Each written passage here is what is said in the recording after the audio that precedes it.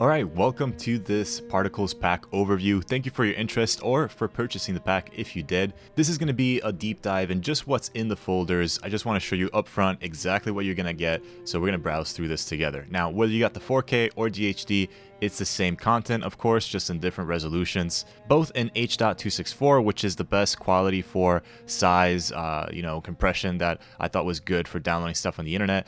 If you did buy the 4K version, there is also ProRes files that I do have that are available upon request if you really want that extra resolution and want to spend that time downloading it. But anyways, let's jump in and let's take a look at what we have here.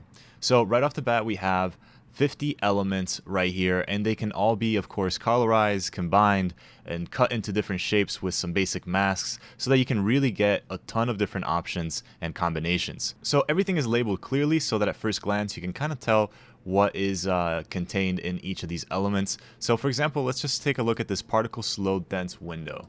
You can see that it's pretty much cut into the shape of a window or light coming through a window, and we have these dust particles floating inside of it. This is great for creating volumetric light effects, but also to just place in your scene like I did in a lot of shots from my latest project, The Answer. And this was great to just add that volume, add that sort of sense of space and atmosphere in that space. And just tracking an element in like that is a great way to do that. Now, moving on, aside from more VFX applications, we have just regular old particles floating around. So if you want to put these as an overlay, they go from dense to slow moving, and there's different variations in each clip.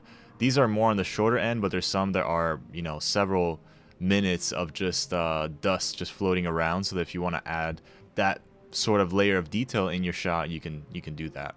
For example, if I were to open up these particles slow subtle, you can see that it's just this thin layer of dust that is pretty common if you open up an old space or any kind of movie scene that has like a grungy, dusty looking place. Adding this just kind of adds that extra layer of cinematic quality and just level of detail to your shot. So as you can see here, it can range from this subtle to having stuff that could be maybe inserted in like a fire type of situation with stuff kind of falling in. These again could be good VFX assets, again, just to add that level of atmosphere that, for example, you can include in some kind of fire destruction scene. Having this in front of all of that is a great way to bring all those elements together even more.